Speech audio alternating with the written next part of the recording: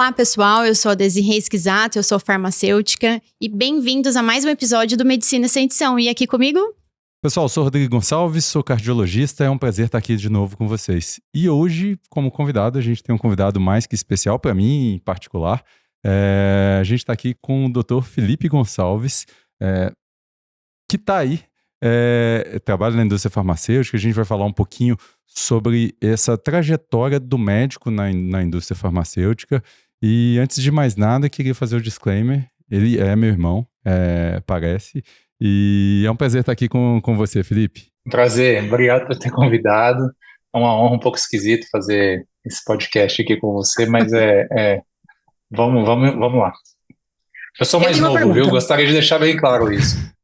Pouco tempo, mas é mais novo. Doutor Felipe, eu tenho uma pergunta. Na indústria farmacêutica, as pessoas se reportam a você lá dentro como Doutor Felipe ou só Felipe? Para começar essa conversa, só um disclaimer, viu, gente? Eu aprendi isso na indústria e morando nos Estados Unidos. Claro. Tudo que eu falar aqui é minha opinião pessoal, não é opinião dos meus empregadores, do meu empregador. Então, tudo que eu falar aqui é só a minha opinião como pessoa mesmo. Essa pergunta que você está falando é bem interessante. Quando a gente entra na indústria, eu já vi esse conflito acontecer várias vezes, pessoas, até médicos, esperarem ser chamados de doutor. Não acontece. Quem trabalha na indústria deixa o título de doutor Felipe, então não precisa me chamar, ainda mais meu irmão me chama de doutor Felipe, é um pouco engraçado. Mas a gente na indústria não faz questão desse título, dentro do escritório é rápido, é primeiro nome. Aqui nos Estados Unidos, a gente chama os médicos, que a gente vai conversar com eles gostam que chamam eles pelo doutor e o último nome, doutor Gonçalves, doutor Smith, qualquer coisa que seria o último nome deles. E, Felipe, aí tem a questão cultural de ter a diferença aí do médico que é professor e chamar de professor ou não, mesmo sendo professor, vai como doctor, como é que funciona isso aí? Eu acho que eles são mais formais. Aqui nos Estados Unidos, eles gostam de ser chamados pelos títulos deles. E se você pegar muita intimidade com a pessoa, ela vai te permitir chamar pelo primeiro nome, mas é educado começar uma relação chamando pelos títulos. Se for doutor, se for professor, e tentar acertar esses títulos é importante. Não custa perguntar. Você começou uma relação com a pessoa, por primeira vez está vendo, como você prefere que te chama, doutor, professor? Se você não sabe, se você sabe, você já vai direto para o professor, normalmente se for um chefe de cadeira na universidade, né? Aqui, até um tema importante é medicina sem edição. Então, não vamos ter edição e aí vamos voltar lá e apresentar direito quem é o Felipe, como é que começou e por que do convite. Eu não estou trazendo só porque é meu irmão, é porque ele tem uma história interessante a ser contada, casa muito com o tema do nosso podcast. A gente fala aqui de muita coisa que tem a ver com o pessoal que trabalha na indústria farmacêutica, tanto o pessoal da área médica quanto da área de marketing, um pouco da área de produção. A gente vai trazer todas as áreas aqui para conversar.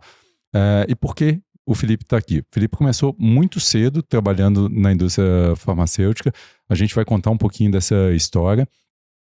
E teve diversos desafios. Trabalhou na área de produto, na área médica, trabalhou no Brasil, trabalhou numa global, depois trabalhou numa local americana, e a gente sabe que tem jeitões diferentes de atuar, e aí trazendo para isso, hoje ele tá morando em Chicago, trabalha numa empresa que está lá nos Estados Unidos. E aí queria voltar, Felipe, antes de falar do seu momento atual. Lá no início da sua carreira, assim, o que te levou a ir para a indústria farmacêutica? Quando a gente está na faculdade, isso não é muito falado, né? O caminho natural do médico é assistência e você caiu por um outro lado. Você sabe elencar assim, o que te levou? Foi o destino? Como é que foi isso? Eu acho que eu me envolvi com projetos na faculdade que tinham a ver com gestão muito cedo. E eu via que os escolhidos, né, os líderes de projetos na universidade, eles eram líderes porque eles eram muito bons cirurgiões, muito bons cardiologistas, mas eles não necessariamente tinham as disciplinas de gestão, né? E eu achava aquilo interessante, porque não cumpria o prazo, o budget estourava, ou não usava o recurso público. Eu estudei na Universidade Federal, o recurso público que foi designado, Eu falei, nossa, eu acho que tem a oportunidade de fazer uma boa gestão, e a gente começar a discutir isso em ligas, tinha liga de telesaúde e coisas do tipo. Eu sou apaixonado por atender o paciente, e isso foi um dilema para mim, no início depois de formado. Eu atendi um bom tempo, mas foi ficando claro que tinha oportunidade grande de contribuir com o conhecimento científico médico numa área mais de negócios, né? Então, para conseguir atingir mais pessoas. E aí eu decidi fazer, depois da medicina, em vez de ir para um programa de residência, eu decidi ir para um programa de MBA. E esse programa me abriu porta numa primeira empresa, que é uma empresa em que eu não fiz um trabalho de assistência. Eu tentei fazer o trabalho de assistência ao mesmo tempo trabalhando em gestão. E chegou um momento que eu tomei a decisão, falei, não quero fazer mais ou menos cada coisa, e estava ficando muito cansado.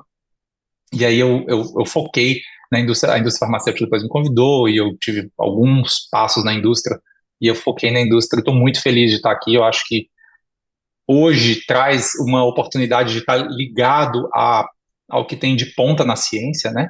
A indústria, ela investe nisso, e então, para mim, traz bastante empolgação ver assim, ó, eu estou trabalhando com o que vai ser lançado, com a ciência de ponta, com o que o paciente necessita, o paciente está esperando para chegar, que ele vai poder ser tratado amanhã ou nos próximos anos. E isso traz uma empolgação de estar trazendo tecnologia para ajudar bastante gente, agora no caso na oncologia que eu estou trabalhando. Ô Felipe, deixa eu te fazer uma pergunta. Faz quanto tempo que você trabalha com a indústria farmacêutica? Desde 2010, então faz aí 14 anos. 14 aí, anos. 14 anos. E até te perguntei isso com uma dúvida mesmo. Como que foi, assim, essa mudança de chave na sua carreira? Porque acredito eu que você tenha começado a trabalhar aqui no Brasil, né? Enfim, indústrias aqui. E depois você fez, então, essa transição, essa sua trajetória para uma internacionalização de carreira. Queria entender como que foi, assim, se era algo do tipo que você, de fato, já tinha isso em mente, ou foi consequência mesmo das suas atividades, do que você executava lá? Isso vai variar muito de pessoa a pessoa. No meu caso, eu tinha um desejo de morar fora. Faz parte de uma carreira completa na indústria. Várias pessoas vão ter que passar por esse dilema ao crescer na indústria, que você tem ou não tem experiência internacional. Isso vai vir na conversa. Para mim, vir para cá não foi só um checkmark de cumprir essa, né? Eu cumpri a missão, fui lá, fiz minha missão internacional. Passei meus 6 meses e voltei, né? Para mim e para minha família, porque aí que tá, né? Você toma uma decisão dessa, uma decisão que afeta a sua família, vai afetar a minha esposa, meu filho, que eu tinha um na época, agora eu já tenho 2, e são decisões que têm que ser tomadas em família. É uma decisão que a gente gostaria de morar fora, e para a gente veio a calhar, a gente gosta de morar fora agora, e tá tudo bem. Então acho que é legal as pessoas pensarem assim, eu tô indo. E essa decisão é fluida. Eu vejo amigos que mudam de opinião a respeito disso. Vem para ficar temporário e depois quer ficar, ou acha que quer ficar e depois fala, não tô aguentando, quero voltar. Mais. E tá tudo bem, né? São decisões familiares e que tem que ser levadas e respeitadas, né? Levadas em contas e respeitadas. Felipe, e morar fora tem as dificuldades de família, de ficar longe. Aí eu sei, posso falar dentro de casa, né? A saudade que as avós têm dos netos e tudo mais, toda essa dificuldade. Mas pensando do ponto de vista do trabalho em si, como é que é a diferença aí de trabalhar na filial brasileira ou trabalhar numa global? Porque tem uma série de questões culturais. Você está lá voltando aí no tempo, hoje eu sei que você trabalha numa filial americana, né? Mas quando você estava na global, como é que é lidar com o Brasil, mas também tem Chile, tem Equador, tem México, tem países da Ásia? Como é que funciona essa parte? Tem a parte de regulamentação, tem muita diferença nisso, né? É um choque começar você tem que, lógico que a bagagem conta muito que você trouxe do Brasil, mas é o que você está falando, cada país vai ter necessidades diferentes, não se aplica o SUS e como funciona o sistema de saúde público e privado no Brasil, não é igual. Você pode achar coisas parecidas, na Rússia tem uma coisa parecida, né? Mas você vai ter que aprender de novo, então tem que ter uma abertura. A vantagem é que todo mundo que vai trabalhar numa global está nesse mesmo barco. não adianta, vai vir o europeu, ele também tem que aprender um pouquinho do que está acontecendo em outros países da região dele, ele vai ter que talvez aprender um pouquinho da Ásia, mas tem um lado que traz para a gente uma humildade, porque você pode chegar depois de alguns anos de carreira no Brasil e entender o mercado que você está atuando, né? Falar, nossa, eu entendo como funciona a parte comercial aqui no Brasil, eu entendo como é que funciona a parte científica, todos os líderes de opinião da área que eu trabalho me respeitam muito, todos os players, e conheço, todo mundo me conhece, eles têm meu zap, e é uma coisa muito rápida para eu resolver um problema, e de repente você cai no mundo.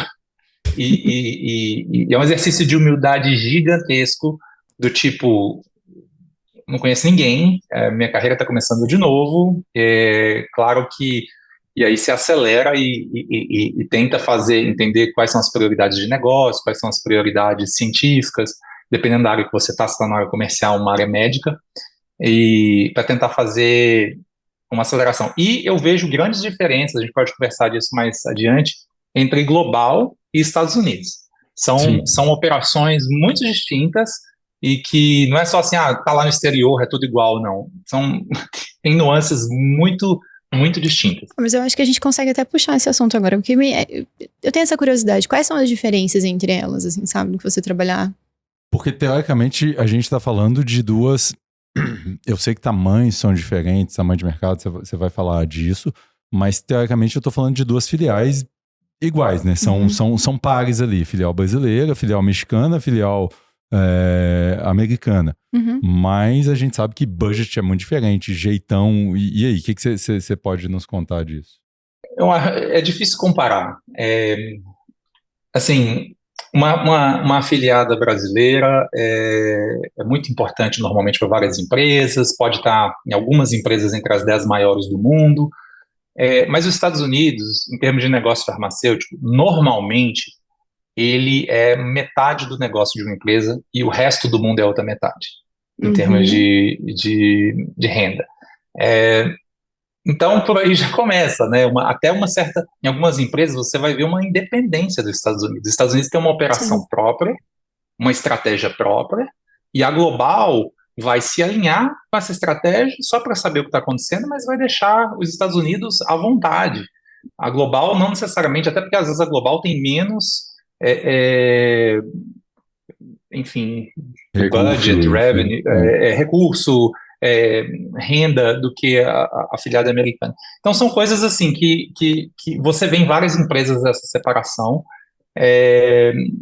E aí, assim, o Brasil entra como uma afiliada dentro de uma global, que pode, às vezes, estar dentro de uma Latam, então são muitas camadas, né?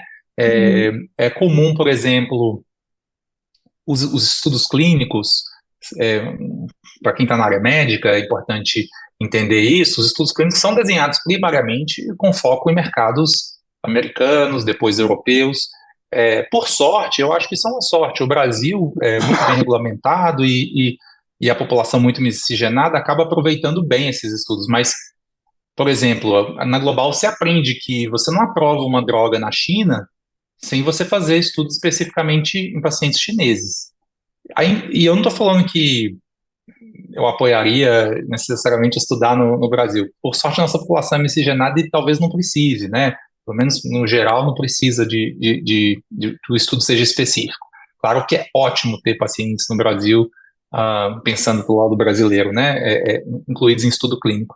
Mas esses nuances são muito interessantes, né? Então, quando o estudo é desenhado para o mercado americano, se você trabalha numa afiliada americana, quem está ali é que vai desenhar essa estratégia do porquê que o estudo tem um protocolo do zero, porquê que ele foi pensado daquele jeito, para atender aquela população de pacientes, ou o jeito que aquele mercado opera. Em oncologia é muito comum ter as linhas terapêuticas, então, assim, pensando nas linhas terapêuticas mais usuais nos Estados Unidos, o estudo vai ser desenhado. E isso tudo afeta como você escolhe as drogas do seu estudo, as drogas comparadoras, as linhas anteriores que você vai aceitar ou não, para fazer um desenho de um estudo científico. Agora, pensando nesse cenário, assim, como é que é a estrutura de uma filial americana? É mais ou menos parecida a divisão entre trabalhos do time médico, time de produto? Como é que time de marketing? Como é que funciona isso aí? É bem parecida, mas é elevada a uma escala exponencial.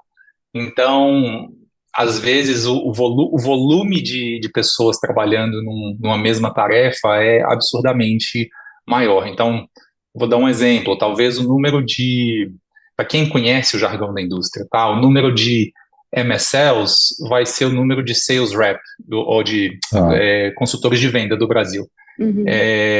O número de gerentes de produto é quase assim, para um produto que no Brasil teria um gerente de produto, talvez nos Estados Unidos teria 5, gerente de produto com time. Então, multiplica por várias vezes isso.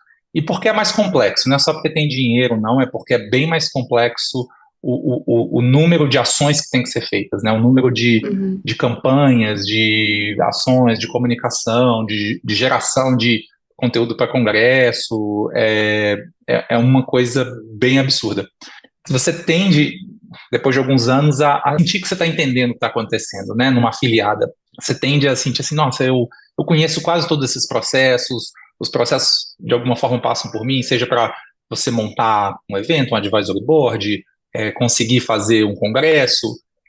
Quando você chega numa afiliada americana ou numa global, tem tanta coisa acontecendo ao mesmo tempo que você entende assim, nossa, por que é tão especializado? Por que essa pessoa está cuidando só do Congresso Europeu? Ou essa pessoa aqui tem uma pessoa para cuidar do Congresso americano e ela tem um time para isso. Porque tanta coisa acontece ao mesmo tempo que é difícil você ter a mesma dimensão e profundidade em tudo. Você começa a falar assim, não, eu tenho que ter profundidade aqui, e eu confio nessas outras pessoas terem profundidade lá. A gente se comunica num nível razoável, mas não dá para eu ter a mesma profundidade que eu tinha no Brasil em todas as ações que estavam acontecendo. Se você tenta ter, é burnout, é garantido, é muito comum ter colegas que vêm trabalhar nos Estados Unidos e vai ter burnout nos primeiros anos de trabalho. É muito comum, talvez até tive, não sei, durante o Covid. Foi meu primeiro ano aqui. A gente perdeu um pouco do tempo, né, do time trabalhando. Então, às vezes, a gente entrava também num ciclo ali. Imagino eu que... E assim, não quero te comprometer aqui agora, mas só pra eu entender. Você já trabalhou com a área de marketing e também com a área médica, certo? Na sua carreira. Sim. Mas por que comprometer? Assim, é que eu vou fazer uma pergunta assim, qual que você gosta mais, ou gostou mais, ou enfim, qual que você viu... É por isso que eu não vou te comprometer. Eu quero pensar assim, eu acredito que existem desafios diferentes, certo? De você trabalhar na área de marketing e também na área médica ali. Então eu queria entender um pouquinho assim, o que pra você foi mais desafiador, ou enfim. É porque a área de marketing também tá bem ligada com a parte comercial, e aí eu te vendo numa persona médica, assim, eu não sei, pra mim eu imagino... em geral é mal de vendas, comercial. Eu acho que tipo, talvez seria mais desafiador, né? Mas assim, eu queria entender um pouquinho de você. Médico não pode pensar em dinheiro, né? Médico é sacerdócio. É só uma brincadeira, gente. Mas eu acho assim que isso foi um momento da minha carreira em que eu quis conhecer melhor a indústria, né? A indústria tem várias áreas. Eu acho que são áreas core de negócio, são áreas de acesso, área médica, área comercial. E eu quis ter essa experiência área comercial, foi muito bom para mim, e é bom para você falar a língua do negócio, né? Como as decisões são feitas. A gente tem que lembrar que o mercado farmacêutico ele participa de um comércio livre, no geral, lógico que tem as regulações, mas que tem investidores por trás, e aí, assim, qual que vai ter o maior impacto no mercado? Isso tudo que uma área de comercial pensa, né? Como fazer um impacto. Aí tem o marketing, que eu acho fantástico, que para mim nada mais é que você fazer uma boa comunicação do que você está tentando vender. E aí, isso é casado para mim com a parte educativa da medicina, que eu sou apaixonado.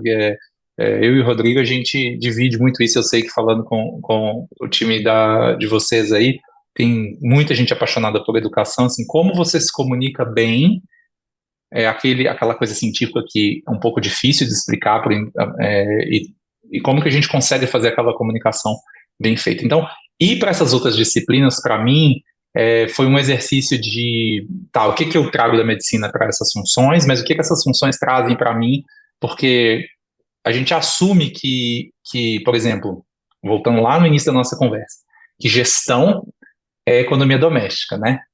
Não acho que é, acho que são disciplinas que você precisa estudar e estar bem nelas, e se atualizar. A mesma coisa, do ponto de vista, assim, eu voltei para a área médica. Voltando para a área médica, eu trago uma bagagem de saber, a área comercial é um cliente interno nosso, a gente está o tempo todo trabalhando junto, de mão dada. Então, saber comunicar melhor com eles, entregar para eles o que eles precisam de maneira mais rápida, e ser um parceiro que fala a língua do negócio, ajuda muito a fluir a conversa. E ajuda muito a gente a atingir os objetivos, que é atender mais pacientes, né? Então, para mim, foi bom, e eu recomendo às pessoas, assim, a pularem um pouquinho de área, se gostarem, né? Óbvio que tem que ter algum fit, assim, de gostar, de se sentir confortável. Eu recomendo, eu acho que você aprende novas linguagens dentro de um mesmo negócio.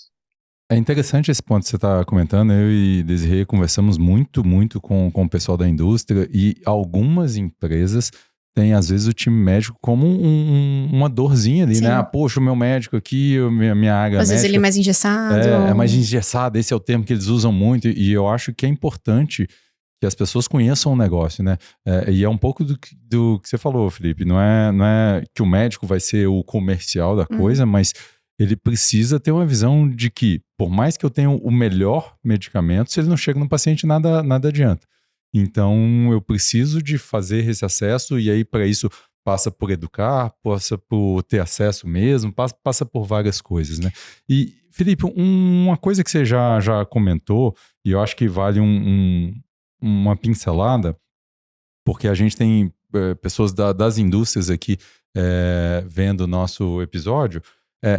Você disse que muitas vezes aí nas filiais americanas, e você acabou de falar, os times são maiores, são mais especializados, mas eles terceirizam muitas vezes a produção de um evento, ou um speaker training, ou uma jornada inteira de educação. E aqui o pessoal da indústria nacional, e aí nacional que eu estou falando, não é só as brasileiras, as indústrias no Brasil fazem muito isso por conta própria. Traz para dentro de casa, né? Como é que você vê essa diferença, e você acha que isso vai chegar aqui? É uma coisa de cultura americana? O americano, ele sabe terceirizar bem o que não é foco do negócio, e às vezes você tem que fazer tudo muito rápido ao mesmo tempo. Se você tiver que contratar gente para isso do dia para a noite, você não consegue. Numa empresa multinacional, todo mundo sabe como que é o processo de um budget para uma contratação. Você tem que planejar para o ano do ano anterior, tem que ter aprovado no budget. Você não chega assim, para daqui a 3 meses eu preciso de 4 pessoas novas no time. Então, aí mora as oportunidades, né, de você tem o budget para fazer, você quer fazer, e tem necessidade também, você convenceu a companhia, olha, a gente vai ter que entrar nesse evento aqui e multiplicar isso dessa forma. Você montando bem o business case aqui, você consegue contratar uma série de agências que vão colocar esse conteúdo para fora. Tem um número absurdo de companhias aqui oferecendo serviços desse tipo. Os médicos aqui os oncologistas aqui onde eu estou trabalhando, eles são ativos até em redes sociais, no Twitter e tudo mais, e tem companhias especializadas em cada um desses itens, em rede social, companhias especializadas em conteúdo médico, em portais que os médicos acessam conteúdo, companhias especializadas em eventos face-to-face, em eventos à distância. Então, usar é essencial esse tipo de serviço, senão a gente não consegue fazer tudo ao mesmo tempo, né? São muitos congressos acontecendo. Não tem só um congresso americano que a gente vai. A gente tem que também atender bem os congressos regionais. Os congressos regionais são muito bem investidos aqui, normalmente. Não sei se é igual no Brasil, mas não chega provavelmente a ser 50 regionais, um para cada estado, mas tem um bom número disso aí, né? No Brasil, do que eu lembro, assim, você vai ter talvez uns 2, 3 regionais numa área terapêutica que você trabalha, que são importantes. Aqui talvez seja algumas dezenas, aqui talvez sejam uns 20, 30 regionais, dependendo da área terapêutica. É mais que um congresso por mês. Se você for fazer isso, você só faz congresso, é o que você falou, né? Não dá para fazer outra coisa. E agora e aí também tem uma questão de responsabilização, né? Você começa a passar a liderança desses eventos para os times de campo, né? Então, às vezes tem gerentes de marketing que são regionalizados, né, dentro de um mapa americano, com muitos 50 estados. Eu pego todos os congressos regionais dessa parte, outro pega porque começa a ficar bem, bem complexo. Isso dá um volume e ajuda também na velocidade, né, de entrega. A D tem até uma pergunta, mas você tocou nisso, só uma dúvida. Eu tenho esses gerentes regionais, tal, que eles vão assumir esse papel, mas como você falou, o número é muito grande. As empresas daí têm treinamento para isso maior do que os daqui? Como é que é? Porque a gente vê, às vezes, treinamento interno aqui, algumas empresas têm bem consolidado, outras não. Como é que é aí? Mas treinamento a respeito de quê que você está falando? A respeito de melhoria de, por exemplo, capacidade de gestão desse gerente regional, ou uma visão mais comercial, ou existe a progressão lá de um MSL para virar alguém de área médica, um cargo maior, ou um representante virar gerente? Eu acho que tem uma competição bem acirrada. Eu diria que a competição faz um pouco as pessoas correrem atrás. Tem mais recurso em geral? Pode ser que tenha, né? Mais recurso de treinamento, mas eu acho que tem muito assim, cada um também correr um pouco atrás.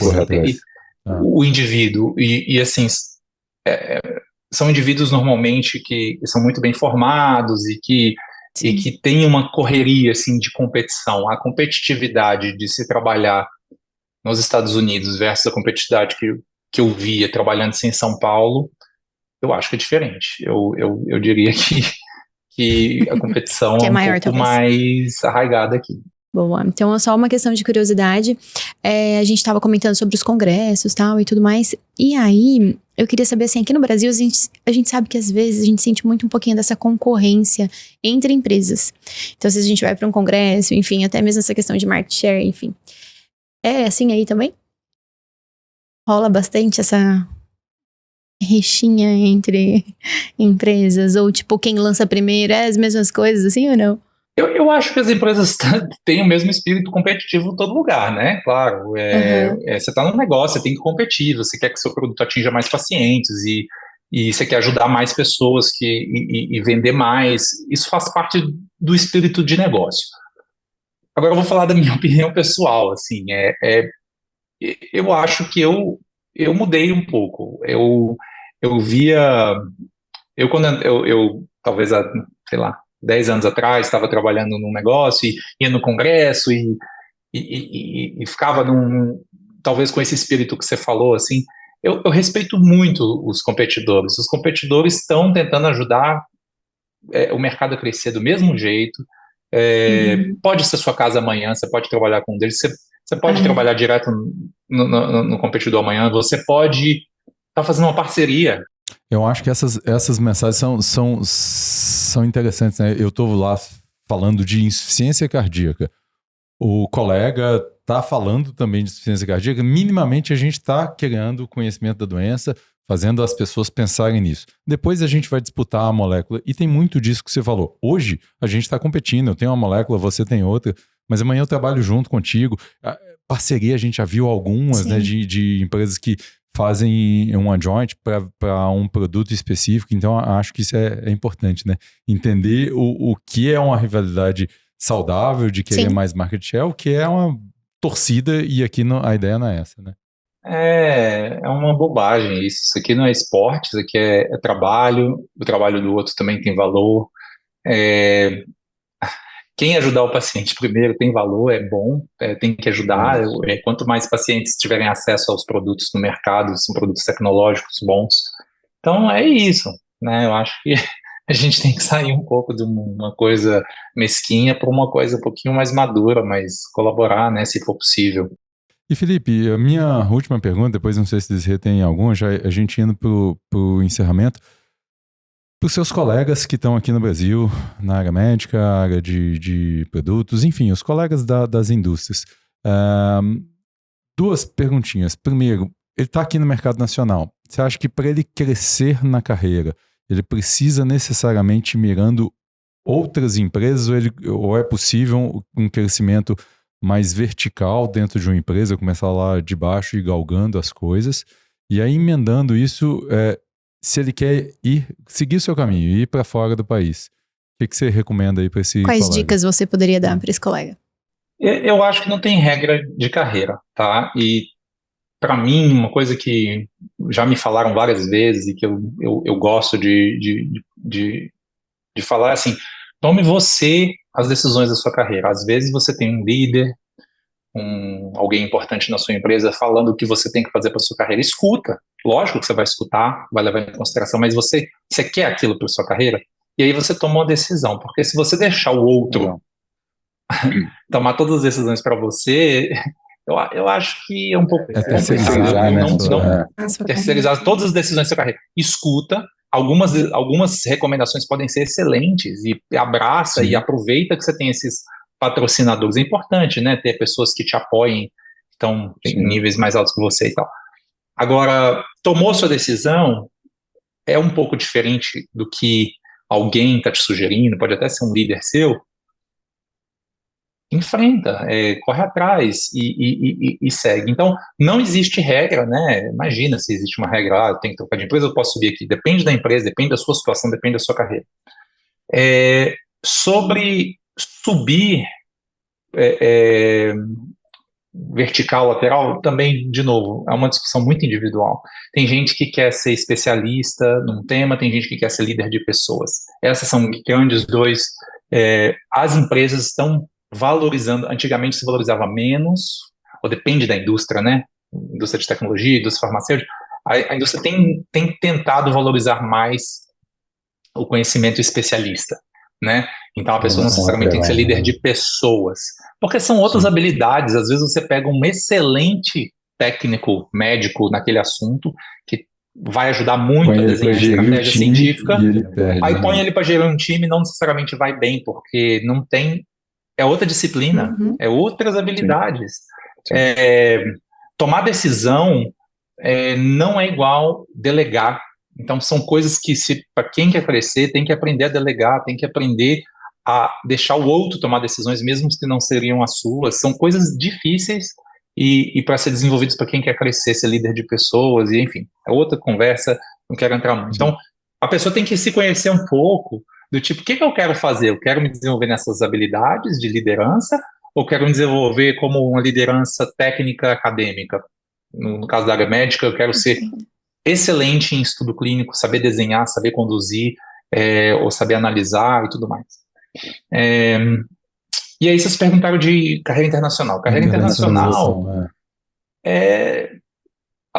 tem empresas multinacionais que vão te exigir, para que você pegue um cargo de diretoria, que você tenha alguma experiência fora. É comum, não é incomum, não. Já vi vários colegas tendo que vir, eles chamam de pagar um pedágio e tal.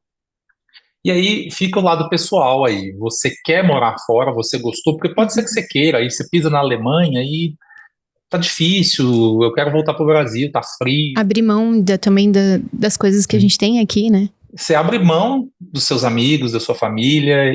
A gente está aqui com duas crianças, não temos a família perto na hora que quer. Eu e a Monique, a gente precisa viajar.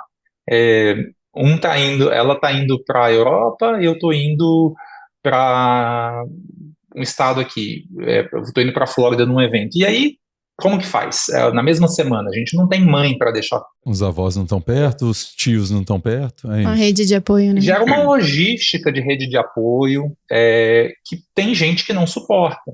Tem gente que consegue uma babá, ou consegue trazer a familiar, de vez em quando a gente às vezes consegue. É complexo, isso daí é muito pessoal, é muito caso a caso, e enfim, são desafios, né? Eu conheço pessoas que tiveram desafios com saúde. Você está tratando um tipo de problema. As famílias têm, né, questões de saúde. Você está confortável em tratar essa situação crônica que às vezes você tem, ou só alguém da sua família tem, no exterior? Pode ser que você esteja, pode ser que até o tratamento você se sinta melhor tratando num centro que você acha que é mais especializado do que no Brasil. Então, são nuances que a pessoa vai ter que pensar e pesar. Eu, hoje, assim, pessoalmente, a minha situação atual que a gente gosta dos Estados Unidos e vai morar aqui, e aí tem implicações. A pessoa vai morar aqui, não que ela precisa tomar essa decisão quando ela está mudando para cá, para mesmo se for um trabalho temporário, mas aí começam outras situações. Você vai ser um residente permanente ou um residente temporário? status que vão te trazendo situações aqui dentro que impactam o imposto que você vai pagar pro resto da sua vida, que vai impactar como que você vai ser tratado aqui pelo seu empregador ou por outros empregadores, caso você queira mudar de emprego. Se você não for um residente permanente, você não pode sair trocando de emprego, assim. Você vai querer virar cidadão ou não? Se você virar cidadão americano, é uma coisa pro resto da vida, em teoria, né? São decisões estratégicas que, ao longo da sua jornada aqui, você vai ter que ser exigido a tomar essas decisões com a sua família. E o caminho, Felipe, uma vez que você definiu por isso, você acha mais fácil para o colega que está trabalhando numa empresa no Brasil, via a própria empresa tentar essa transferência internacional ou tentar buscar um emprego aí? Acho difícil conseguir um emprego direto, porque existem questões que eu não sou especialista nisso, mas questões imigratórias de visto que dificultam muito uma pessoa vir. Né? É mais fácil você trabalhar numa empresa que ela te faz uma transferência. Existe um caminho claro de visto para os Estados Unidos, assim, e da Europa eu não entendo bem de visto, mas talvez tenha um caminho parecido. Eu conheço poucos casos de pessoas, bem menos casos de pessoas que foram contratadas direto, mas existem. Bom, eu acho que é isso. A gente está chegando ao final desse episódio. Felipe, eu queria te agradecer. Muito obrigada pela sua participação, pela sua disponibilidade. Eu sei que você está em outro país. Tem toda a questão de horário. Exatamente. Então, enfim, se você quiser falar mais alguma coisa, deixar mais algum recado, o tempo é seu também. Não, obrigado. É uma honra estar aqui com vocês. Espero que contribua, fazer um pouquinho as pessoas pensarem sobre vida. Espero que tenha contribuído com a carreira de alguém, meus colegas da indústria. Um abraço a todos. E que enfim,